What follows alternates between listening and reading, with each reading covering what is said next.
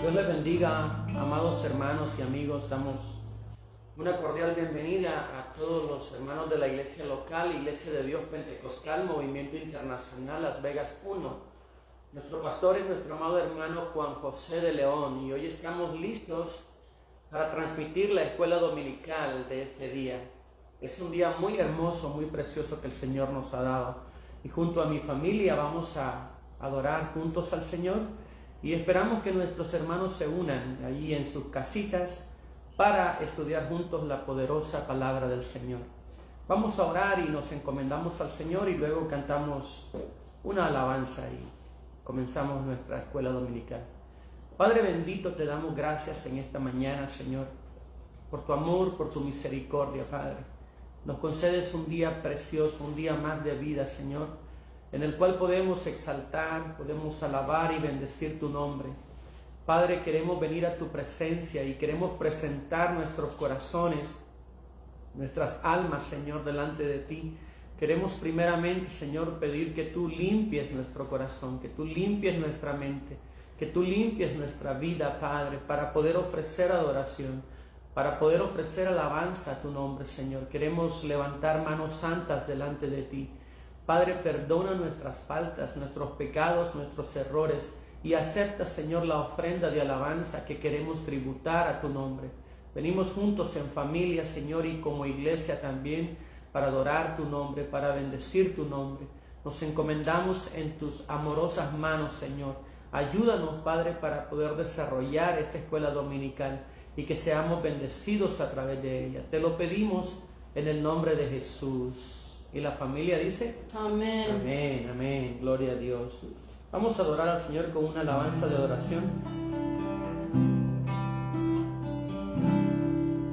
Venimos ante ti, Señor, con corazones sinceros,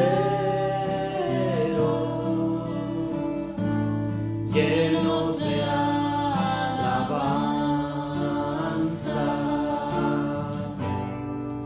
y de adoración.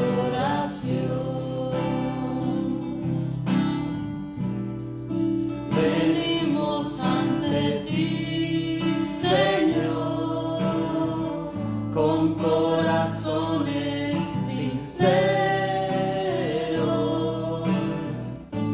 llenos de alabanza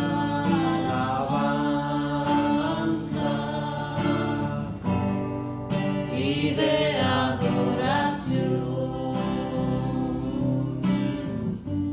porque tú eres Rey de Reyes y Señor de señores.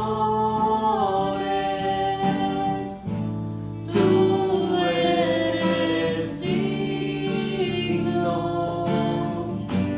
de que todos te adoren, porque tú eres Rey de Reyes y Señor de señores. Tú eres digno de que todos te adoren. Él es mi paz, Él ha roto todas mis cadenas. Él es mi paz, Él es mi paz, Él es mi paz. Él ha roto todas mis cadenas. Él es mi paz, Él es mi paz. Pongo toda mi ansiedad en Él cuidará de mí.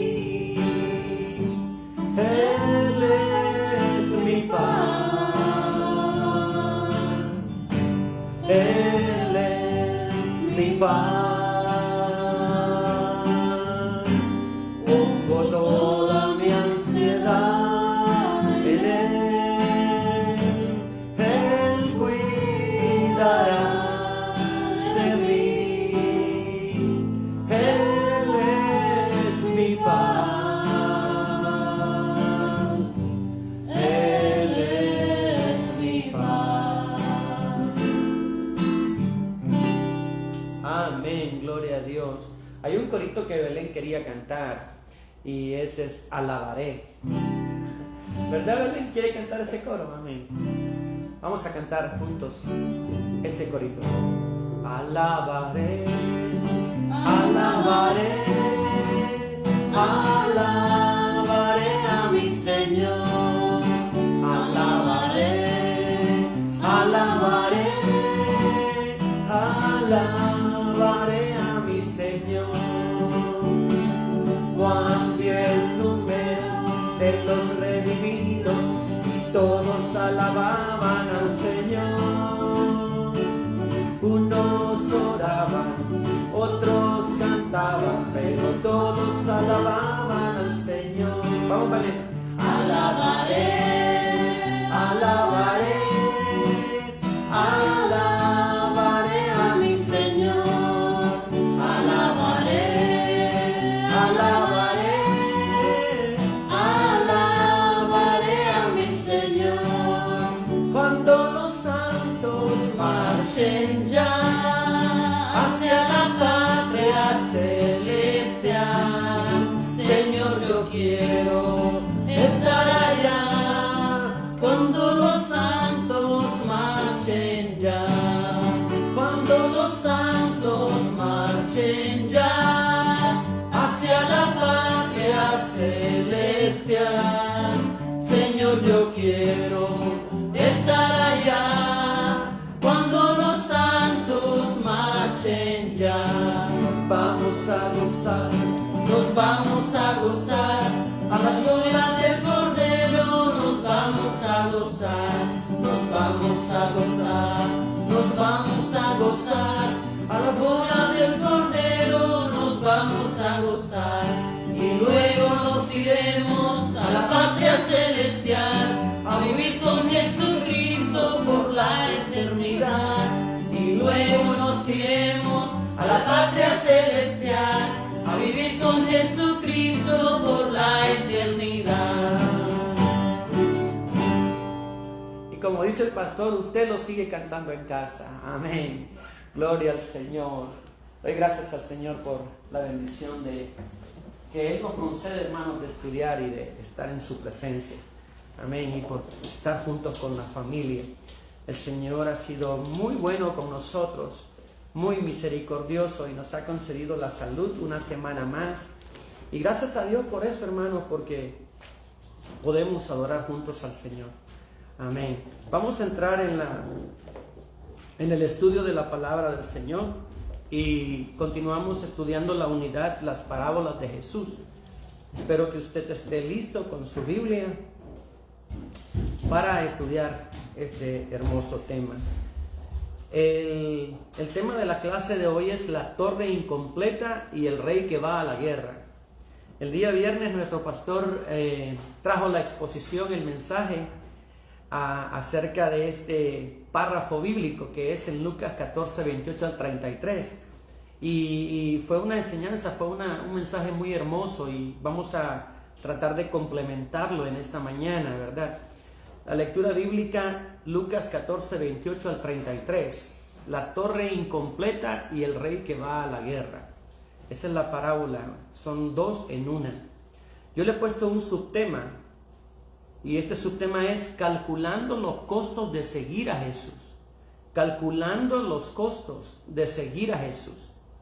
Jesús desea que cada uno de sus seguidores sepa bien el costo, sepa bien los gastos, sepa bien los riesgos que implica seguir a Jesús. Y de eso se trata la clase en esta mañana. Lectura bíblica, Lucas 14, 28. Lucas 14, 28. La palabra del Señor se lee en el nombre del Padre, del Hijo y del Espíritu Santo, y dice así: porque ¿quién de vosotros, queriendo edificar una torre, no se sienta primero y calcula los gastos, a ver si tiene lo que necesita para acabarla? No sea que después que haya puesto el cimiento y no pueda acabarla, todos los que lo vean comiencen a hacer burla de él, diciendo: este hombre comenzó a edificar y no pudo acabar. ¿O qué rey, al marchar a la guerra contra otro rey, no se sienta primero y considera si puede hacer frente con 10,000 al que viene contra él con 20,000? Y si no puede, cuando el otro está todavía lejos, le envía una embajada y le pide condiciones de paz. Así pues, cualquiera de vosotros que no renuncia a todo lo que posee, no puede ser mi discípulo. Afirmación fundamental: el hombre no es una mera criatura de las circunstancias, como una planta. El Señor espera de nosotros que actuemos como personas razonables, que nos sentemos y calculemos bien el costo de seguirle a Él. Repito la afirmación fundamental: el hombre no es una mera criatura de las circunstancias, como una planta. El Señor espera de nosotros que actuemos como personas razonables, que nos sentemos y calculemos bien el costo de seguirle a Él. El versículo para meditar es Lucas 14:33. Así pues, cualquiera de vosotros que no renuncia a todo lo que posee, no puede ser mi discípulo. Amén. Vamos a orar. Señor Jesús, venimos a tu presencia, Señor, encomendándonos en tus manos, para que seas tú, Señor, por medio de tu Espíritu Santo, que nos ayudes, que nos des revelación de tu palabra, que nos des la guianza, Señor, de tu presencia para poder transmitir el consejo de tu palabra, para poder, Señor amado, ser de bendición, de utilidad a cada uno de mis hermanos, a mi alma misma, Señor amado. Guíanos en el nombre de Jesús por medio de tu presencia, por medio de tu Espíritu Santo. Amén y amén. Gloria a Dios. Estas dos parábolas, la de la torre incompleta y la del rey que va a la guerra, tienen, en realidad es la conclusión de un discurso, de una enseñanza que Cristo está dando. Y las dos parábolas van a ser el final, podríamos decir, de nuestra clase dominical.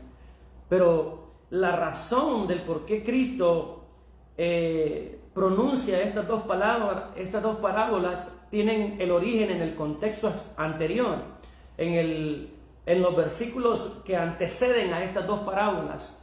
En esos versículos del 25 al 27 se centra la enseñanza de Cristo, de tal forma que las parábolas es el resumen de la enseñanza que Él está dando.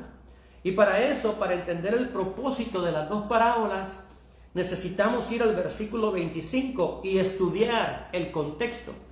El contexto es lo que antecede o lo que sigue a la porción bíblica que estamos estudiando. Entonces, si vamos al versículo 25 al 27, dice: grandes multitudes iban con él, y volviéndose les dijo: si alguno viene a mí y no aborrece a su padre y madre y mujer e hijos y hermanos y hermanas y aún también su propia vida, no puede ser mi discípulo. Ese es el contexto de las dos parábolas. Ahora, debemos estudiar estos versículos detenidamente para entender el costo de seguir a Cristo. En el versículo 25 comienza diciendo grandes multitudes. Esa expresión se deriva del griego oklos, multitudes, oklos. Y esa expresión oklos significa gente del vulgo, significa gente convenenciera, significa gente interesada solamente en lo que reciben o en lo que pueden recibir. Ellos habían sido bendecidos por parte de Cristo a raíz de aquel milagro de la multiplicación de los panes y de los peces. Y esta gente seguía a Jesús por conveniencia. Es interesante que esa palabra oklos también significa gente confundida, gente sin un enfoque, sin un interés espiritual verdaderamente devoto al Señor, con la intención de recibir el pan espiritual, la guianza espiritual. Era gente confundida, era gente convenenciera, era gente del vulgo. Eso significa grandes multitudes. Por eso dice que estas multitudes iban con él. Esto no se refiere a un avivamiento, esto no se refiere a que grandes multitudes seguían verdaderamente convencidas a Jesucristo, convencidas de su pecado, sino más bien gente que estaba ahí por interés. Por eso el siguiente verbo dice, y volviéndose Jesús, y volviéndose. Esa expresión volviéndose significa girar abruptamente. Significa dar un giro y detener esa multitud de forma violenta, detenerla, de repente detenerla y ponerle los pies en la tierra y decirles la verdad a esas personas directamente. Jesucristo no es como los falsos apóstoles y profetas de hoy, que andan buscando multitudes que les sigan, que andan buscando multitudes convenencieras, que andan buscando seguidores que estén ahí solo por la prosperidad o por el beneficio personal o por intereses personales. Jesucristo pone a esa multitud, los ubica y les va a decir el costo de seguirle a Él. Volviéndose abruptamente, como si alguien dijera, en otras palabras, deténganse. Yo les voy a decir a ustedes lo que implica seguirme a mí. Yo les voy a mostrar a ustedes lo que significa ser un verdadero discípulo. Si ustedes tienen interés en venir detrás de mí, seguirme, tienen que pagar un precio. Tienen que tomar una decisión. Eso significa volviéndose. Miren lo que les dice en el versículo 26. Si alguno viene a mí,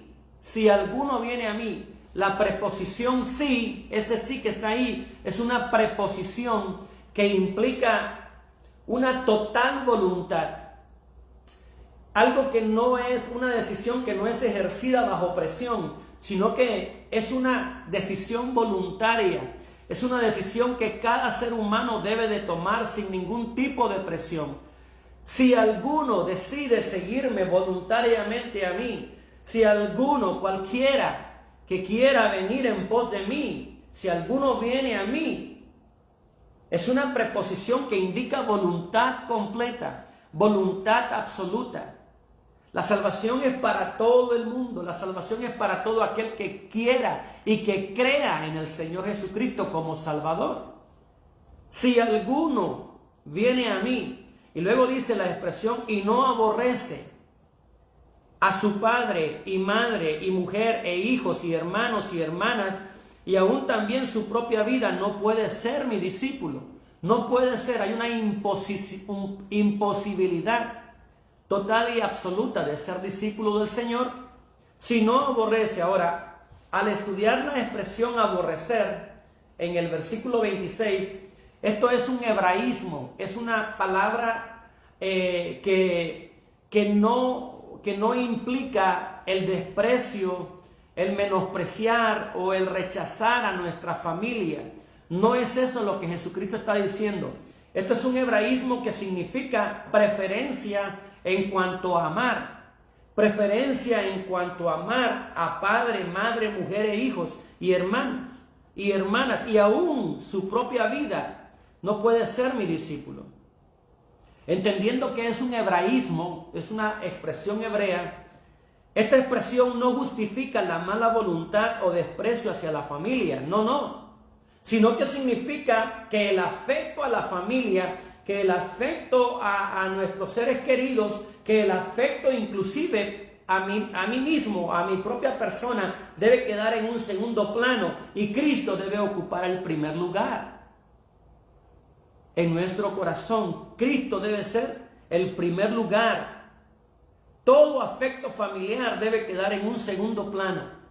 No está diciendo Cristo que aborrezcamos a nuestros familiares. Mire, la cita paralela de este versículo de Lucas 14:26 está en Mateo 10:37. Apúntelo ahí al margen de su libreta. Mateo 10:37. Es el mismo acontecimiento desde otra visión óptica, la visión del evangelista Mateo. Mateo 10:37 dice: el que ama a padre o a madre más que a mí no es digno de mí. El que ama a hijo o hija más que a mí no es digno de mí. Mateo lo dice y está un poquito más claro lo que significa aborrecer. Es preferencia, amados hermanos, es preferencia. Ahora bien, el versículo 27 de Lucas 14, regresando a Lucas 14, dice: y el que no lleva su cruz y viene en pos de mí no puede ser mi discípulo. ¿Qué significa llevar la cruz? Es una expresión que cotidianamente escuchamos en nuestras iglesias, en nuestras congregaciones, pero me temo que muchos cristianos no entienden lo que es llevar la cruz. Bueno, en el contexto del Imperio Romano, en el contexto de ese momento, de ese entonces, llevar la cruz eran los sentenciados a muertes. Ellos podían observar casi cotidianamente a prisioneros, a malhechores que, pasando por las calles principales de Jerusalén, cargaban sus cruces. Cargaban su cruz y era la sentencia. Ellos sabían que ese que iba cargando la cruz iba a morir, sentenciado en una muerte atroz. Para ellos era común observar esta escena física de criminales cargando la cruz. Y Jesucristo detiene a esa multitud y les dice: si ustedes vienen en pos de mí, tienen que aborrecer, tienen que amar menos, tienen que tener preferencia. Yo debo ser preferencia en ustedes. Y después de esto, tienen que cargar su cruz. Y el que no lleva su cruz eran los sentenciados a muerte. Podrían decir algunos: ¿qué? Seguir a Jesús implica que yo voy a cargar mi cruz para que me crucifiquen, para que me sentencien a muerte. Muchos que oían esta palabra daban la media vuelta y se iban porque no estaban dispuestos a cargar su cruz. Y el que no lleva su cruz y viene en pos de mí no puede ser mi discípulo. Amados hermanos, Jesucristo nos habla con honestidad. Jesucristo nos habla con claridad. Jesucristo nos habla con diafanidad en su palabra. Una cosa es el precio de la salvación. Una cosa es lo que Cristo pagó en la cruz del Calvario por nuestros pecados. Lo que Él hizo en la cruz del Calvario fue darnos la salvación y fue un don gratuito. Pero otra cosa es seguir a Cristo cada día. Seguir a Cristo como uno de sus discípulos. Seguir a Cristo y servirle fielmente es un precio a pagar. Muchos predicadores, entre comillas, le dicen a la gente: Dios te ama como eres, Dios te ama como estás. Ven, acepta a Cristo y sigue tu vida viviendo porque Él te ama de todos modos como eres. Bueno, esa es una media verdad. Esa es una media verdad, amados hermanos y amigos. Dios nos ama como somos, es verdad. Pero una vez que decidimos aceptar a Cristo Jesús, tenemos que aceptar el señorío de Cristo en nuestras vidas. Tenemos que evaluar el costo de ser discípulo de Cristo y vivir conforme a sus parámetros y vivir conforme a sus reglas. Esto me lleva, amados hermanos, al punto número 1, el costo de ser cristiano. Y aquí entramos en la parábola. Versículo 28, punto 1, el costo de ser cristiano. Porque ¿quién de vosotros, queriendo edificar una torre, no se sienta primero y calcula los gastos a ver si tiene lo que necesita para acabarla? El hecho de estar sentado significa que agarra papel y lápiz, agarra una calculadora y lentamente está haciendo cálculos precisos. Lentamente, no a la carrera, está haciendo buenos números, buenos cálculos para evaluar si tiene todos los gastos cubiertos.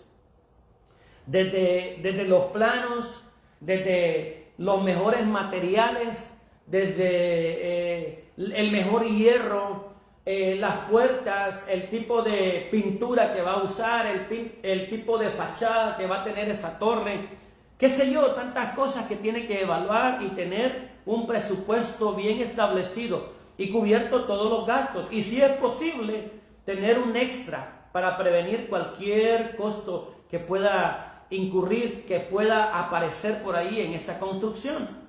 Esta torre hace referencia a una edificación bella, a la belleza de una edificación, a la seguridad, a una buena vista. Y esta torre es de aplicación a todos los que edifican, a todos los que construyen. Se debe haber establecido con anticipación el valor total o el precio total de tal edificación, desde los planos, como le dije, hasta los mejores materiales, la mano de obra también. En lo espiritual no podemos aventurarnos solamente a seguir a Cristo sin antes haber recibido como Señor y Salvador de nuestras vidas. Primero necesitamos conocer a Cristo Jesús, necesitamos aceptarle en el corazón. Aceptar a Cristo en nuestro corazón es aceptar su señorío. Cuando decimos, ¿quiere usted aceptar a Cristo como Señor y Salvador? No estamos implicando que Jesucristo empieza a ser Señor de una persona. No, más bien que esa persona voluntariamente acepta el señorío eterno de Cristo en su vida. Esa persona tiene que evaluar a partir de ese momento los costos de seguir a Cristo día a día, tomando su cruz y caminando, aunque sea lentamente, pero caminando en pos de Cristo. Él no pretende que vayamos a la carrera. Él no pretende que corramos desesperadamente, sino que la carrera cristiana es una carrera de resistencia. Es una carrera que puede ser lenta, no importa que sea lenta, pero que sigamos fielmente a Cristo, que no nos detengamos, que sigamos cada día caminando, llevando nuestra cruz, dándole prioridad siempre al amor de Cristo en nuestra vida. Eso es aceptar el señorío de Cristo. Jesús no empieza a ser Señor de una persona, Él es Señor de señores. El señorío de Cristo es eterno. Eso hacían los primeros cristianos. Kyrios Christus decían ellos. Kyrios Christus significa Cristo es el Señor, no César. Cristo es el Señor. Usted, quien quiera que sea, tarde o temprano, tiene que aceptar el señorío de Cristo. Unos lo aceptan en esta vida para salvación y para vida eterna, pero otros van a aceptar el señorío de Cristo y van a estar en condenación. Quiera o no quiera, usted deberá aceptar el señorío de Cristo. Romanos 14:11 dice, porque escrito está, vivo yo, dice el Señor, que ante mí se doblará toda rodilla y toda lengua confesará a Dios. Y en Filipenses 2:9 dice, por lo cual también Dios le exaltó hasta lo sumo y le dio un nombre que es sobre todo nombre. Bendito sea su nombre, para que en el nombre de Jesús se doble toda rodilla, de los que están en los cielos, de los que están en la tierra y de los que están debajo de la tierra, y toda lengua confiese que Jesucristo es el Señor. ¿Se da cuenta? Todos han de confesar a Cristo Jesús como Señor. Eso lo ha designado Dios Padre y se hará realidad. Unos lo confiesan para salvación mientras están en vida, otros lo confesarán y estarán en perdición eterna. El don de la salvación fue precisamente eso, amados hermanos. Un don inmerecido, un don que no podíamos pagar, un don, un regalo impagable. Primera de Pedro 1:18 dice, sabiendo que fuiste rescatados de vuestra vana manera de vivir, la cual recibiste de vuestros padres, no con cosas corruptibles como oro o plata, sino con la sangre preciosa de Cristo, como de un cordero sin mancha y sin contaminación. La salvación es gratuita para todo aquel que quiere, pero costó la sangre de Cristo. Costó la vida de Cristo.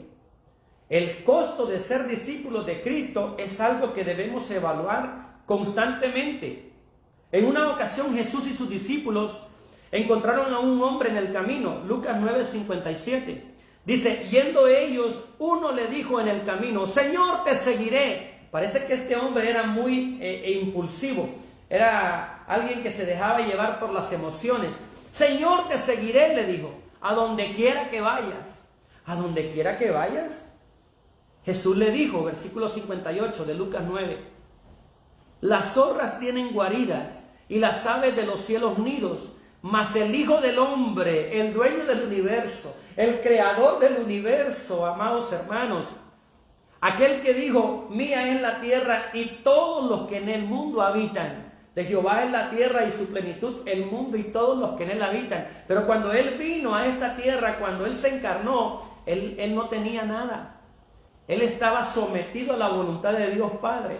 Y él le dice, las zorras tienen guaridas y las aves de los cielos nidos, mas el Hijo del Hombre no tiene dónde recostar la cabeza. ¿Quieres seguirme todavía? ¿Quieres venir en pos de mí todavía? No tengo nada que ofrecerte. ¿Quieres seguir en pos de mí? Le está diciendo a este hombre que primero se adelantó. Te seguiré a donde quiera que vayas. En el versículo 59 de Lucas 9 dice, y dijo a otro, aquí Jesucristo le dirige la palabra a otro. Una cosa es aquel que emocionalmente le dice al Señor, te voy a seguir. Y otra cosa es cuando Él llama, cuando Él determina a alguien y lo llama. Y en el versículo 59 vemos esto. Y dijo a otro, sígueme, sígueme tú. Él le dijo, le respondió este hombre al Señor, Señor, déjame que primero vaya y entierre a mi padre. Significa que posiblemente este era el hijo menor de esa familia, de ese padre. Y en costumbres hebreas, el hijo menor atendía hasta la muerte a sus ancianos padres.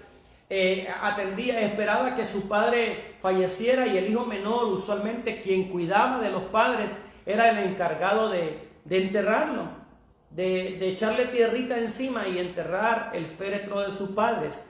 Era una costumbre. Y le dice, deja que yo vaya y espere a que mi padre muera y lo entierre, entonces voy a poder seguir en pos de ti.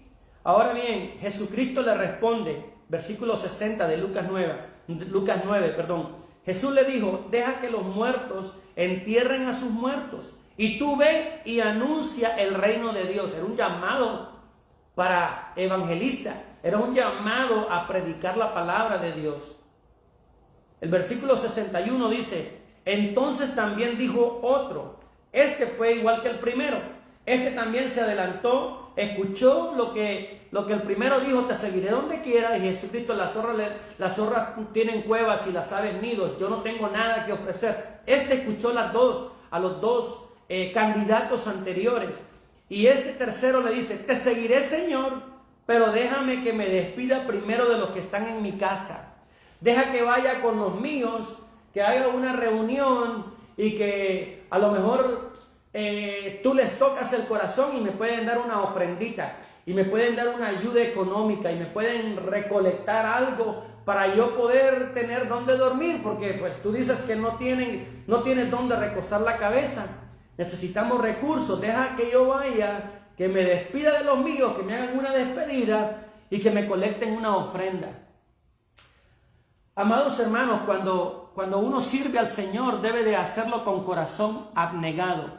Debe de hacerlo, hermanos, considerando que Dios va a suplir la necesidad, considerando que Dios va a mantener, a sostener aquel que de verdad se entrega a su palabra, aquel que de verdad ama la obra, aquel que de verdad quiere servir al Señor. Él debe de estar consciente que el Señor no lo va a desamparar.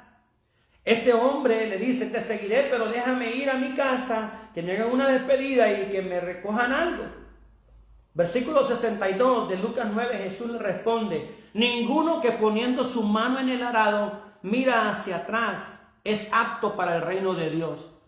Una vez que usted va arando, usted tiene que ir centrado con su vista al frente para que el surco salga rectecito, ¿verdad? Y usted pueda sembrar y que las plantas crezcan de forma coordinada, ¿verdad? Eso significa, usted tiene que centrarse en Cristo Jesús, como dice Hebreos, poniendo la mirada en Cristo Jesús. Él es el blanco perfecto. Bueno, hay costos para ser seguidores de Cristo, y Jesucristo los está planteando en estas dos lecturas, tanto en Lucas 14:28, que es la parábola de la torre incompleta, y aquí en Lucas 9:57, donde estos tres candidatos expresan sus inquietudes y Jesucristo los ubica, Jesucristo les acomoda los pies en la tierra. Ninguno que poniendo su mano en el arado mira hacia atrás es apto para el reino de Dios. Esto habla de ambivalencia. Esto habla de personas que tienen doble ánimo. Esto habla, como dice Santiago, el hombre de doble ánimo es inconstante en todos sus caminos. Esto habla de personas que están en la iglesia y podría ser que sienten el Espíritu de Dios, sienten la presencia de Dios, pero cuando ven la tentación, cuando ven las pruebas, cuando ven las dificultades, pues andan deambulando, dudan en sus corazones y andan en dos pensamientos, en dos caminos.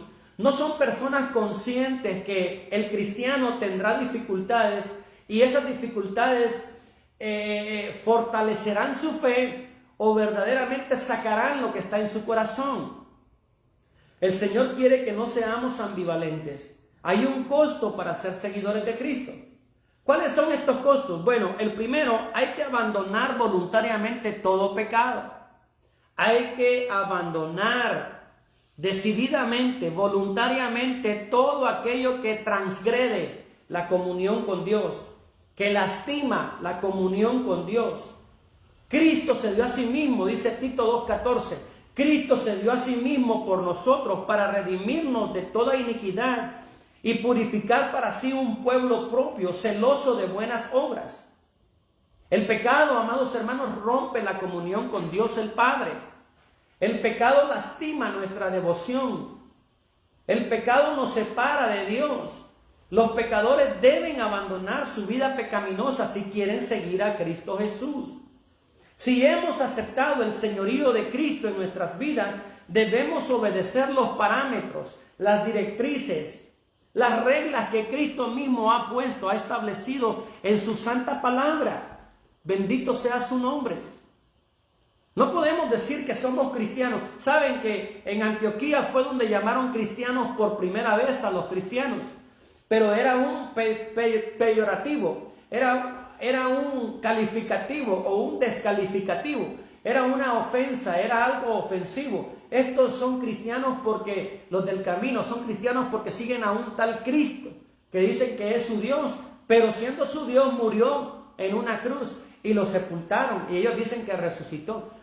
Esa palabra cristiano fue un peyorativo, fue algo como ofensivo, fue algo como menospreciar a alguien.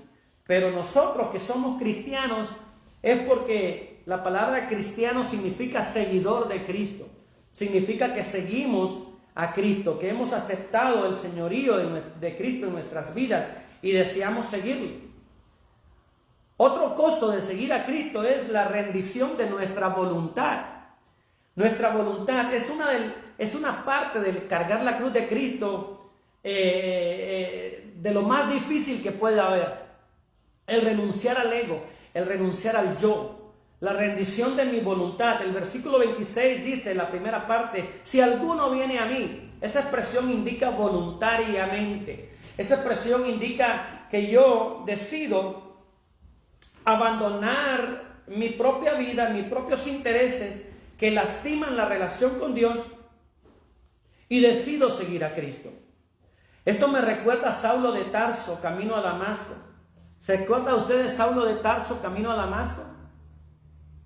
Él, después del reflejo de la luz, esa luz que lo hizo caer, que lo deslumbró, él hizo las dos preguntas más importantes en la vida de un ser humano. Dos preguntas que tienen una relevancia muy grande para nosotros y que deberían de ser aplicadas a nuestras vidas. Saulo de Tarso pregunta en Hechos 9:5, la primera pregunta que él hace tiene que ver con conocer a Cristo, con conocer a Jesús. Él le dice, ¿quién eres, Señor? Recuerde que Pablo respiraba amenazas de muerte, dice Hechos 9:1, contra los cristianos y los perseguía. Entonces, cuando Dios se le revela, cuando Jesucristo se le revela en ese rayo de luz y lo tumba, él hace la primera pregunta, ¿quién eres, Señor? Y después de escuchar la divina respuesta, soy Jesús a quien tú persigues. Saulo de Tarso hace la siguiente pregunta, que implica rendición de mi voluntad. ¿Qué quieres que yo haga? ¿Qué quieres que yo haga? Esa pregunta significa me rindo a ti. Esa pregunta significa ya no voy a hacer lo que yo quiera. Ya no voy a hacer mi voluntad. Ya no voy a seguir mis propios intereses, sino que quiero hacer tu voluntad. Es importante, amados hermanos, entender que no podemos hacer algo para el Señor si primero no le hemos conocido. Si primero no conocemos su palabra, no conocemos su verdad, ¿cómo la vamos a dar? ¿Cómo la vamos a transmitir a otras personas? Tenemos que conocer primero lo que Cristo representa, lo que Cristo es para nuestras vidas. ¿Quién eres, Señor? Y cuando hacemos esa pregunta de todo corazón, cuando el pecador dice, Jesús de Nazaret, ¿quién eres? Quiero conocerte. Eso le está diciendo, quiero conocerte. Y cuando lo hace de corazón y cuando es una pregunta que surge de lo profundo del corazón, Jesucristo sin duda se le revelará. Soy Jesús a quien tú persigues. Y luego expresa el pecador Saulo, ¿qué quieres que yo haga? No es a la inversa. No es a la inversa. ¿Qué quieres que yo haga, Señor? Sin conocerle. No, tenemos que conocerle primero. Tenemos que interiorizar en Cristo a través de su palabra. Y luego Él nos dirá qué es lo que Él quiere que hagamos. No es lo que yo quiero hacer en la iglesia. No es lo que yo quiero, la motivación que yo quiero hacer. Yo quiero ser pastor, yo quiero ser evangelista, yo quiero ser milagrero, yo quiero ser aquí, yo quiero ser allá. No es eso, amados hermanos, lo que Dios está buscando. Lo que Dios está buscando es que le conozcamos primeramente. Y después de conocerle, Él nos va a revelar el ministerio, el privilegio que Él quiere que desempeñemos. Él me ha llamado a mí para ofrecer estas clases dominicales como un maestro. Yo recibo de parte de Dios esa bendición y yo quiero hacer lo mejor posible para mi Dios y quiero servirle en esta área. Pero no es lo que yo quiero, no es lo que yo busco, no es lo que yo pretendo. Es lo que Dios quiere que nosotros hagamos. Hay muchos cristianos que están frustrados. ¿Por qué? Porque quieren hacer algo, quieren hacer esto, quieren hacer aquello y no es lo que Dios quiere que ellos hagan. Es mejor conocerle, profundizar, conocerle bien y después con nobleza de corazón, Señor, ¿qué quieres que yo haga? ¿Cuál es el ministerio que tú quieres que yo desarrolle? ¿Cuál es el privilegio que tú quieres que yo haga? Y Dios tiene un don para cada cristiano y Dios tiene un privilegio para cada persona. Pero no es lo que usted quiera ni lo que yo quiera, es lo que Dios quiere que nosotros hagamos. Sin duda alguna, uno de los deseos del Señor es que prediquemos su palabra, es que testifiquemos de su palabra, es que hablemos a otro de su palabra. Esta segunda pregunta de Saulo de Tarso debería de hacernos evaluar a nosotros qué es lo que Dios quiere que nosotros hagamos. Si alguno viene a mí, dice el versículo 26, esto habla de abnegación. La vida del creyente es una vida de fe en el Hijo de Dios y por ello tiene que ser una vida de total rendición y abnegación. Cristo, amados hermanos, Cristo siendo el Hijo de Dios, Él supo bien el costo de la salvación. Él supo bien el costo que Él tenía que pagar cuando vino a esta tierra. Él supo que venía a vivir la vida del Padre entre nosotros, los hombres pecadores. En el concilio eterno, cuando se determinó antes de la fundación del mundo la salvación del hombre, en ese concilio eterno, en Isaías capítulo 6, del versículo 1 al 8, está la visión y el llamamiento de Isaías. Y es realidad, es la visión y el llamamiento del profeta Isaías. Pero también tiene una aplicación para Jesús en el concilio eterno. Se estaba buscando a alguien que fuera completamente santo para poder ofrecer su vida a favor de los pecadores. Y Dios el Padre pregunta en ese concilio eterno, en Isaías 6:8, ¿a quién enviaré y quién irá por vosotros? Y Jesucristo en ese concilio eterno se puso de pie con abnegación, con voluntad. Heme aquí, envíame a mí, yo iré por ellos, yo iré por los pecadores, yo moriré por ellos en la cruz del Calvario. Jesucristo se abnegó a sí mismo, Jesucristo se entregó a sí mismo y dio su vida. Eso fue el costo de nuestra salvación. la vida y la sangre de Cristo. ¿No cree usted que nuestro Señor Jesucristo merece nuestra devoción? ¿No cree usted que nuestro Señor Jesucristo merece nuestra santidad? ¿No cree usted que el Señor Jesucristo merece que en nosotros haya un compromiso de dignidad, de honor, de representar dignamente a nuestro Señor Jesucristo? Si Él entregó su vida en la cruz del Calvario, si Él derramó su sangre por nosotros, ¿no cree que debemos de vivir una santa y piadosa manera de vivir en esta tierra? Que represente dignamente lo que Cristo es para nosotros. El costo de ser cristiano, el costo de ser discípulo. Hay otro costo a considerar, y este costo es la separación del mundo. Versículo 27 y versículo 33 de Lucas 14. Y el que no lleva su cruz y viene en pos de mí, no puede ser mi discípulo. El versículo 33 dice: así pues, cualquiera de vosotros que no renuncia. ¿Sabe qué significa la palabra renunciar ahí? Versículo 33, decir adiós. Esa es la idea del griego original, decir adiós. Así como cuando usted va al aeropuerto y ve que su familiar se fue en ese avión, y aunque él no lo vea ni lo distinga por la ventanita, usted dice adiós. Le está diciendo adiós.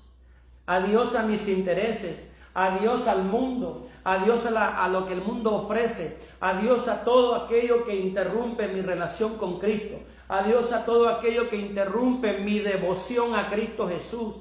Eso significa el versículo 33. Y cualquiera de vosotros que no renuncia a todo lo que posee, no puede ser mi discípulo. Hay que entender bien este versículo, porque los falsos apóstoles de hoy en día dice: renuncia a todos los bienes que tiene y tráemelo a mí. Le obligan a usted a renunciar a los bienes materiales, pero que se lo traigan a él, que se lo traigan a ellos. Esos son unos ladrones en despoblados y son mentirosos, fraudulentos. Cristo no está diciendo que se despoje de lo material y que no tenga dónde vivir y que no tenga recursos. No está diciendo eso. El énfasis de Jesús no es despojarse de los bienes necesarios para el vivir, sino más bien despojarse de todo lo que impide a usted serle fiel a Él. Todo lo que se interponga en mi fidelidad a Dios, tengo que dejarlo, tengo que renunciar a eso, tengo que decirle adiós a todo eso. Todo lo que me impide a mí serle fiel a Cristo, tengo que quitarlo del camino. Cualquier cosa que se interponga entre la comunión de Dios y usted tiene que abandonarlo si quiere ser seguidor de Cristo. Si usted quiere ser un cristiano nominal, de una iglesia nominal, un cristiano común y corriente, siga haciendo lo que hace. Siga haciendo lo que hace, siga con sus preferencias en su corazón, siga con esos pecados ocultos que usted dice que están ocultos, pero ante Dios no hay nada oculto. Y usted será simple y sencillamente un cristiano nominal, un cristiano del montón. Pero nosotros somos discípulos de Cristo, somos cristianos, verdaderos seguidores del Señor. Entonces, entendamos lo que estorba la comunión entre Dios y nosotros y despojémonos de eso. Eso es un costo por seguir a Cristo. ¿Se acuerda usted del joven rico? Aquel joven en Marcos capítulo 10. Dice que llegó corriendo e hincando la rodilla. Marcos dice una rodilla, e hincando la rodilla. Eso habla de que no había un convencimiento total en el corazón. Hincando una rodilla le dijo: Señor, ¿qué debo de hacer para heredar el reino de los cielos? Heredar, había un interés. Y Jesucristo le menciona los últimos 6 mandamientos de la ley de Moisés, de los 10 mandamientos que tienen que ver con la relación entre seres humanos. Y él le responde: todo esto lo he guardado desde mi niñez, lo he guardado fielmente. Y dice la palabra que Jesucristo le amó. Jesucristo le amó. Es interesante porque Jesucristo, amados hermanos, vio el corazón de este joven, vio el intento, el esfuerzo a través de ciertos reglamentos y de ciertas obras para agradar a Dios. Sin embargo, había un Dios en el corazón de ese hombre. Y Jesucristo le dice: bueno, todos estos mandamientos sabes, vende todo lo que tienes y dalo a los pobres y tendrás tesoro en el cielo, le dijo. Y él se fue triste porque tenía muchas posesiones. Me llama la atención que Jesucristo enfoca el verdadero pecado en el corazón. Jesucristo pone el dedo en la llaga, lo que estaba en el corazón del joven rico. Era el dinero, era el interés, era los bienes materiales, eran las cosas de este mundo. Y Jesucristo pone el dedo en la llaga. Cuando le dice la verdad, vende todo lo que tiene y dalo a los pobres. No le está diciendo que se despoje y no tenga nada para vivir. Le está diciendo, ponga a Cristo, ponga a Dios en primer lugar en tu corazón. Ninguno puede servir a Dios y a las riquezas. No podemos servir a Dios, a dos señores. O servimos a uno y desagradamos al otro, o viceversa. No podemos servir a Dios y a las riquezas. Si las riquezas ocupan el primer lugar, la confianza, la esperanza está en las riquezas, usted está desagradando a Dios. Y ese joven se fue triste porque tenía muchas posesiones. Me llama la atención que Jesucristo no intenta por ningún momento detenerlo. No, mira, no te vayas, te hablé muy fuerte. Te exhorté muy fuerte. Hay personas que se resienten cuando escuchan esto. Hay personas que se molestan, que se ofenden. Pues si nosotros decimos la palabra, si nosotros enseñamos la palabra, usted tiene el derecho de molestarse. Gálatas 1:10 dice, si busco el favor de los hombres, no agradaría a Dios. Entonces nosotros tenemos que predicar y enseñar la palabra de Dios, aunque esto a algunas personas les moleste. Jesucristo no intentó detener a ese joven. Posiblemente Judas Iscariote estaba por ahí y posiblemente le dijo, ay Señor, se nos van los diezmos. Ay Señor, se nos va la entrada económica. Señor, mira, este joven es rico y puede sostener el ministerio. No, Jesucristo le dice la verdad y ese joven toma su decisión. Ese joven evalúa los costos y prefiere mejor las riquezas y prefiere mejor lo del mundo y prefiere mejor su propio beneficio y se fue. Y el que no lleva su cruz, dice el versículo 27, por su cruz debemos entender nuestro ego, nuestros deseos pecaminosos, las pasiones que batallan en nuestro interior, que todavía estamos en esa lucha interior entre la carne y lo espiritual en nosotros.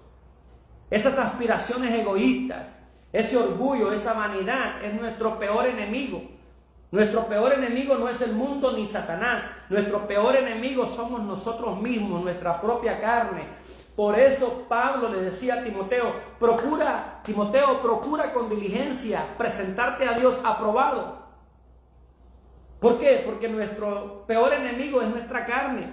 Ten cuidado de ti mismo, le dice Pablo a Timoteo. Ten cuidado de ti mismo, Timoteo, y de la doctrina. Ten cuidado, sé celoso con la palabra de Dios. Cuídate de tu propio ego, de tu propia carne. Eso es tomar la cruz. Tomar la cruz, amados hermanos, no es las pruebas que cotidianamente pasamos. No son las luchas, las pruebas en el trabajo, las pruebas con enfermedades, con dificultades físicas, las pruebas con nuestra familia, los problemas que podamos tener. Llevar la cruz no son los problemas que podamos tener con nuestros seres queridos.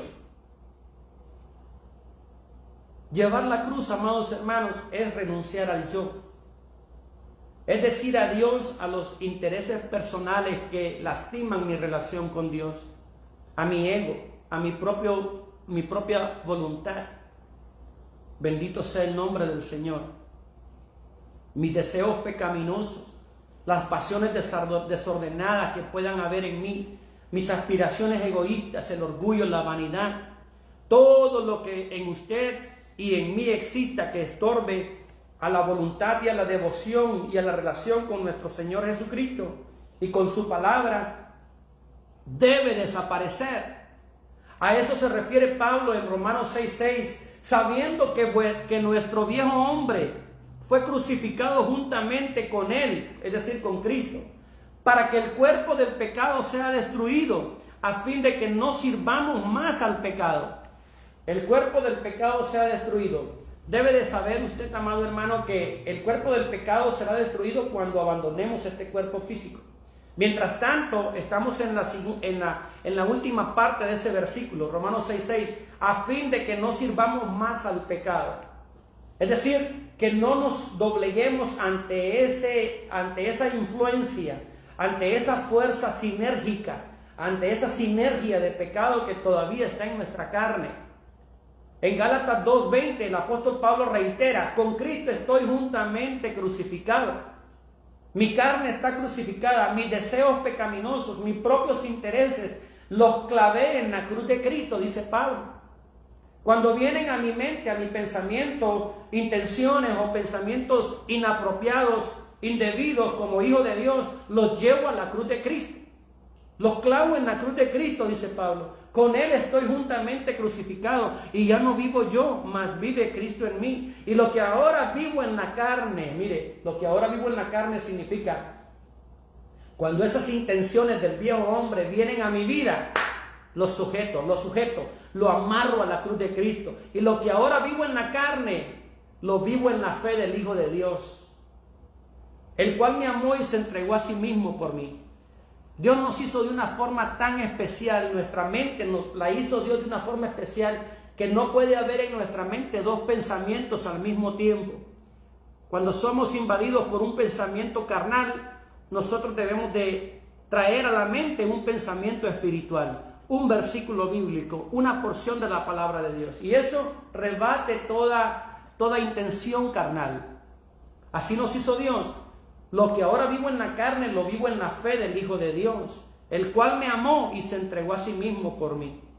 Otro costo a considerar es la oposición del mundo. Muchos piensan que ser cristiano es algo excelente, bueno, bonito, y que no vamos a tener oposición, y que todo el mundo nos va a halagar, y que todo el mundo nos va a felicitar. Bueno, eso no es verdad. Si somos unos verdaderos cristianos, vamos a tener oposición. Vamos a tener oposición. Mire lo que dice Juan 15, 18 al 20. Juan 15, 18 al 20. Jesucristo dice: si el mundo os aborrece, sabed que a mí me ha aborrecido antes que a vosotros. Si fuerais del mundo, el mundo amaría lo suyo. Pero porque no sois del mundo, antes yo os elegí del mundo, por eso el mundo os aborrece. Acordaos de la palabra que yo os he dicho: el siervo no es mayor que su Señor. Si a mí me han perseguido, también a vosotros os perseguirán. ¿Se da cuenta, amados hermanos? Hemos de ser rechazados. Seguir a Cristo implica ser rechazados del mundo. ¿Por qué? Porque ya no vamos en la misma corriente. El mundo va en una corriente como un río que va hacia abajo. Bueno, usted decide, como el salmón, dar vuelta e ir en contra de la corriente. Entonces todas aquellas personas, toda aquella multitud con la cual usted caminaba en la misma dirección, ahora usted, al darse media vuelta, usted se los encuentra de frente. Jesucristo dice: no penséis que he venido a traer paz al mundo, he venido a traer disensión, pleitos entre padres, entre hijos, entre madres, entre suegros. Usted sabe lo que dice. Bueno, ¿por qué? Porque el seguir fielmente a Jesús causará que todos aquellos que van en la corriente del mundo choquen contra usted. ¿Cuál va a ser su decisión? ¿Cuál va a ser su determinación? Bueno, yo he decidido, como dice el coro, seguir a Cristo. Yo he decidido serle fiel. Yo he decidido batallar contra los deleites que se oponen ante Él en mi carne. Yo he decidido batallar contra la tentación. Yo he decidido luchar contra las pruebas. Yo he decidido serle fiel en este peregrinaje, en esta corta vida.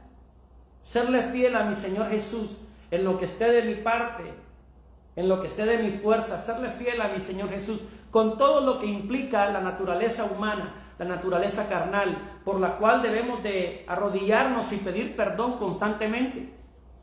Porque Pablo dice en Romanos 7, lo que yo quiero hacer, lo bueno que yo quiero hacer, no lo puedo hacer. Y lo malo que no quiero hacer, eso corro a hacer.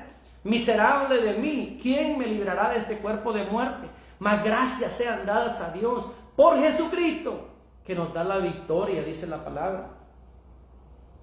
Esta es la enseñanza de las parábolas de la torre incompleta y del rey que va a la guerra, sin prevenir que su enemigo le duplica. Hay un rey que tiene que ir a la guerra, que se da cuenta que hay una amenaza y prepara su ejército. Y Jesucristo plantea una situación que pudo haberse dado en los tiempos antiguos, en donde ese rey se preparaba con 10,000 soldados, era todo lo que tenía su ejército, pero se da cuenta que el otro rey tiene 20,000.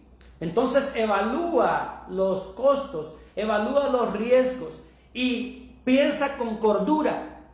Mire, hermano, Jesucristo nos llama a ser sensatos, a ser prudentes, a usar nuestro raciocinio, nuestro sentido común. Hay algunas personas que dicen por fe, y usan esa muletilla, por fe. Amados hermanos, y se meten en unos problemas, y se meten en unas situaciones difíciles, todo por la muletilla de decir por fe, lo voy a hacer por fe, cuando Dios no los ha llamado, cuando no han buscado el propósito de Dios, cuando no han buscado en oración si esa es la voluntad de Dios, por fe. No, la fe no es un salto al vacío. La fe no es un salto al vacío. La fe tiene que ver con mi vida espiritual. La fe tiene que ver con el hombre de Dios en mí, con la imagen de Cristo en mí. Pero Cristo está usando el sentido común al decir: ¿qué rey de vosotros cuando va a la guerra no evalúa? Si va a la guerra con 10,000 soldados y ve que su contrincante viene contra él con 20,000. Entonces dice, este rey manda una embajada de paz, manda a una comisión a pedirle paz a aquel rey, al rey que viene contra él con 20,000. Y ese rey sensato procura la paz en lugar de la guerra. Evalúa y sabe que no tiene la posibilidad de enfrentar al enemigo con 10,000 hombres. Eso habla de sentido común. Se debe considerar, amados hermanos, con honestidad el costo de ser seguidor de Cristo. Reflexión final. El vivir sin Cristo, amados hermanos, es un terrible error. Vivir sin Cristo es terriblemente caro. Sufrirá una pérdida, una ruina total. La pérdida del amor perdonador de Dios el Padre. Juan 15:23. El que me aborrece a mí, también a mi Padre aborrece. El vivir sin Cristo es una decisión terriblemente terriblemente desastrosa. Es la pérdida del poder salvador de Cristo, el Hijo de Dios. Juan 5:35 y 36, Jesucristo dice: el Padre ama al Hijo y todas las cosas ha entregado en su mano. El que cree en el Hijo tiene la vida eterna, pero el que rehúsa creer en el Hijo no verá la vida, sino que la ira de Dios está sobre de él. El vivir sin Cristo es una pérdida terrible, la pérdida del gozo de servir en su nombre victorioso. Al llamarnos Cristo a su santo evangelio, Dios capacita y Dios da ministerios y Dios da privilegios hermosos que con voluntad, con deseo de agradar a Dios podemos desarrollar. El vivir sin Cristo nos quita ese ministerio, nos quita ese gozo de servir en su nombre victorioso. También es una pérdida el vivir sin Cristo. La pérdida de la bienaventurada esperanza de verle y ser semejantes a Él. Primera de Juan 3:2, el apóstol Juan dice: amados, ahora somos hijos de Dios y aún no se ha manifestado lo que hemos de ser. Pero sabemos que cuando Él se manifieste, seremos semejantes a Él porque le veremos tal como es Él. Bendito sea su nombre. También el vivir sin Cristo es una pérdida de la gloria y la recompensa de su eterno reino y presencia. Es estar separados de Cristo Jesús para siempre. Y eso es la segunda muerte.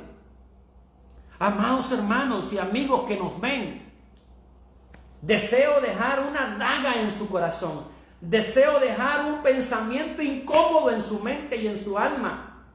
El hecho de que el Maestro desea que evaluemos los costos antes de tomar la decisión de seguirle, no implica que todo aquel que al considerar esos costos decide no tomar su cruz y seguirle será absuelto de culpa. No se equivoquen. Le repito esto. El hecho de que Jesús desea que evaluemos los costos antes de una decisión de seguirle a Él, no implica que todo aquel, al considerar estos costos, decide no tomar su cruz y de seguirle, este será absuelto de culpa. No está absuelto de culpa. No es así. No nos equivoquemos. El hecho de no tomar la decisión de seguir a Cristo es ya una condenación. Y ese costo será algo desastroso. Será el costo de no tener el amor perdonador de Dios el Padre. Será el costo de no tener el poder salvador del Hijo de Cristo Jesús. Será el costo de no tener la presencia del Espíritu Santo que consuele nuestras vidas. Será el costo de no tener las promesas santas de su palabra. Será el costo de no servir al Señor en ese nombre victorioso. Será el costo de no tener la esperanza bienaventurada de verle y ser semejantes a Él. Será el costo de no tener la gloria y la recompensa de su eterno reino y presencia. Será el costo de estar separados de Él eternamente. Cristo nos hace el llamado y nos da los costos de seguirle a Él, pero no implica que al no tomar la decisión usted será absuelto de culpa. Usted tiene una decisión que tomar, tarde o temprano la deberá de tomar. Tómela mientras está en vida, tómela mientras usted respira, para que cuando llegue el día de su muerte o que Él venga por su iglesia, usted sea tomado en cuenta como parte del cuerpo de Cristo. ¿Por qué no entrega total y abnegadamente su vida, su corazón, su alma a Cristo Jesús? ¿Por qué no se rinde sin reservas ni condiciones al señorío de Cristo? Hágalo ahora mismo.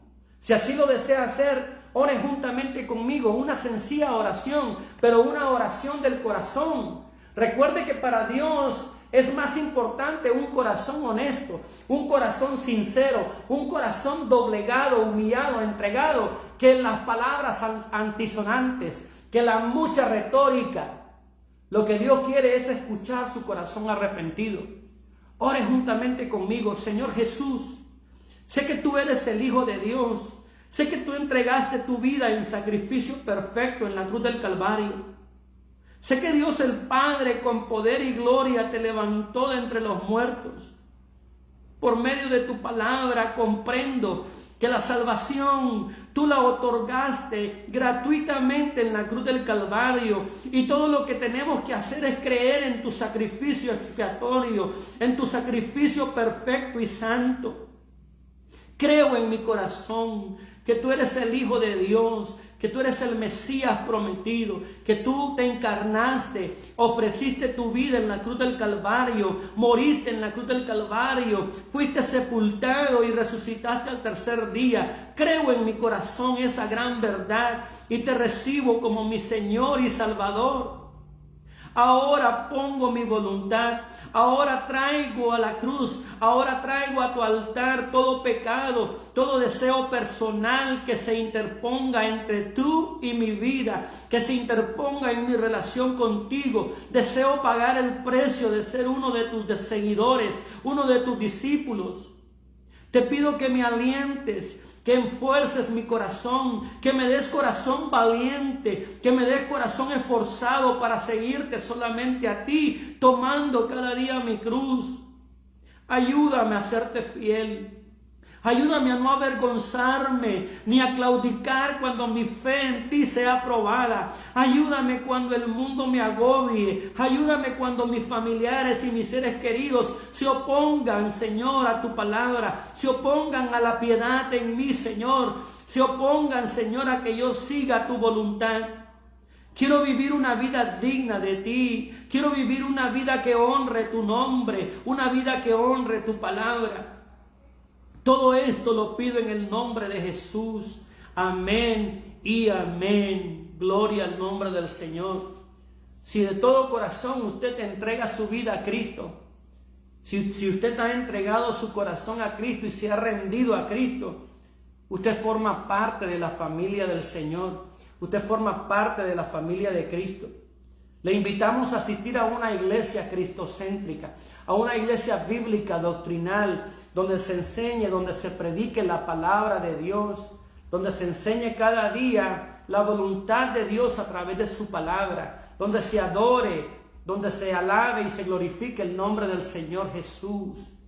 Le invitamos a asistir a una iglesia bíblica cristiana para que usted sea edificado, para que usted crezca en la palabra del Señor. Si usted vive en el área de Las Vegas y no tiene un lugar donde congregarse, un lugar de adoración y de crecimiento bíblico espiritual, le invitamos a visitarnos y pedir al Espíritu de Dios que le guíe para que usted sea parte de nuestra iglesia. Será una bendición y un privilegio tenerle con nosotros. Somos la Iglesia de Dios Pentecostal Movimiento Internacional y estamos ubicados en el 700 East Lola Avenue, Las Vegas, Nevada. 700 East Lola Avenue, Las Vegas, Nevada. Nuestro pastor es nuestro amado hermano Juan José de León. Si usted necesita oración, consejería, información, puede llamarnos al teléfono 702-328-5577. Para información, consejería e información, puede llamarnos al teléfono 702-328-5577. Amén. Vamos a hacer una oración y así vamos a despedirnos. Padre maravilloso, gracias por tu palabra. Gracias, Señor, por nuestros hermanos que se conectaron y que pudieron escuchar tu palabra santa. Te pedimos que tu palabra encuentre terreno fértil, Señor, que tu palabra fructifique en nuestras vidas, que tu palabra, Señor, se quede penetrada en nuestra mente y en nuestro corazón.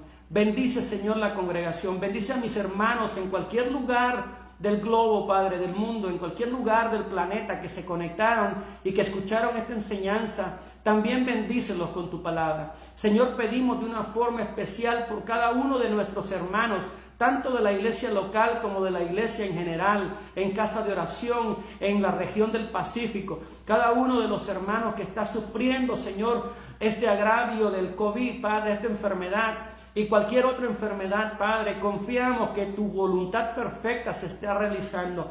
Confiamos que tu propósito se está realizando en cada uno de nosotros. Te pedimos fortaleza, te pedimos, Padre, que tú des salud a esos cuerpos, que tú te glorifiques de forma especial y que podamos, Señor, testificar de tu grandeza, que podamos testificar a otros, Señor, la obra que tú haces en nuestras vidas. Gracias por esta escuela dominical, gracias te damos y te damos la honra y la gloria a ti solamente, Señor Jesús. Gracias por la salud que tú nos dispensas, que tú nos provees, Señor. Gracias por los alimentos, Señor amado. Gracias por cada uno de los miembros de la familia, de la iglesia, Señor. Bendícenos, Señor amado, y prospéranos en lo espiritual, Padre, en toda área, Señor, que dependamos siempre de tu gracia, de tu voluntad, de tu amor infinito. En el nombre de Jesús. Amén y amén. Que el Señor le bendiga, que el Señor le guarde grandemente, que Dios le dé la victoria en Cristo Jesús. Es mi deseo. Amén y amén.